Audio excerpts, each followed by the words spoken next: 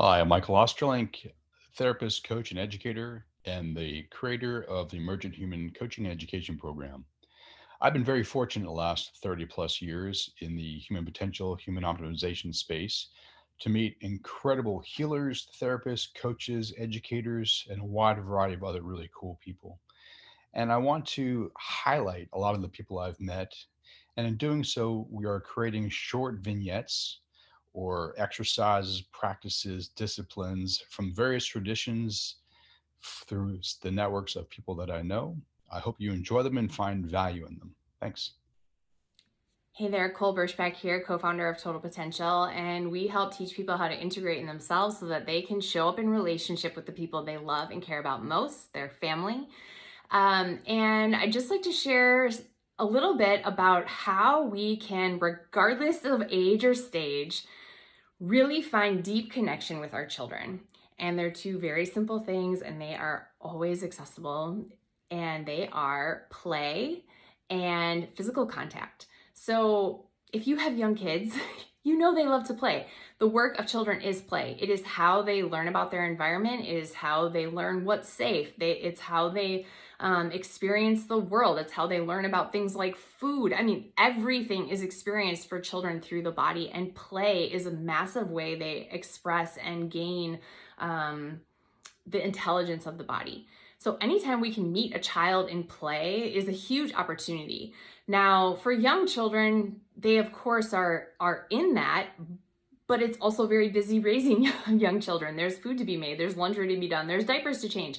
And I totally get it. But anytime that we can set down the doing, because our children actually don't care what's for dinner, anytime we can set that down, even for just a few minutes, and meet a child in their play, is something that connects us and bonds us on like a deep cellular evolutionary level. Like, we are beings created for connection, and this is a major way that this happens, especially in families.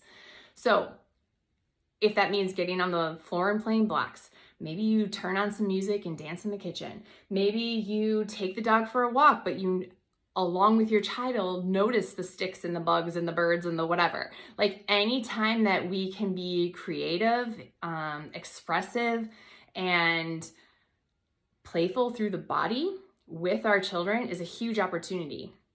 Now, as children age, of course, play changes for them. It often becomes a little bit more structured, but we, as the parent, can still show up in play. So something as simple as maybe you're playing catch with your child in the front yard. Okay, great, but maybe you don't have to coach your child. Maybe you can be the weird one who throws the behind the back pass, or, chucks a throw that like no one's ever going to be able to catch. Like, opportunities to keep less structure, even in play that often feels more structured, is an opportunity to, number one, keep these things fun for our children. Our children at even really young ages take things like sports super seriously. And where's the place for them to express, and do they even like it, and all these things. And if we create that space where even structured play is still fun, it's just an incredible opportunity for our children to keep learning through that. It also gives our children a safe space to fail. Model that. Woo, that was a weird pass. Next time I'll throw it, this other way. Awesome. Like, the more opportunities we can give our children and ourselves to relate to failure in a different way, gives them a whole new way to relate to mistakes and failure as they move through their life. And play, when there's nothing at stake, is a beautiful opportunity to model that lesson for our children. The second one is physical touch. Now, when you have really young children, sometimes it can be a lot of physical touch, like almost too much. And I'm super cognizant of that. However, that, goes away quickly. Like, the second a child is in school, all of a sudden the hours of the day are, so short that we have together. And how do we still come in contact with one another as time shifts and as a child's development shifts, as they become more independent?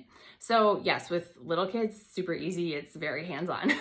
But as they age, like, you better believe I give my 16-year-old hugs every single day. When I'm in the car, we're driving somewhere, I still hold my children's hand or give them a pat on the back or just rest my hand on their shoulder, right? These ways that Let our children, from their systems level, not because we said something and their brain understood it, but from the whole of their system, they can experience love, connection, safety, trust, all of those things. And that all is experienced through the physical system. And just a high five, a pat on the back, scratching somebody's head, like these are things that are so simple and are right there available, and yet connect us on incredibly deep levels. So these are my two favorite things: play and physical touch, ways to connect and, really stay bonded together.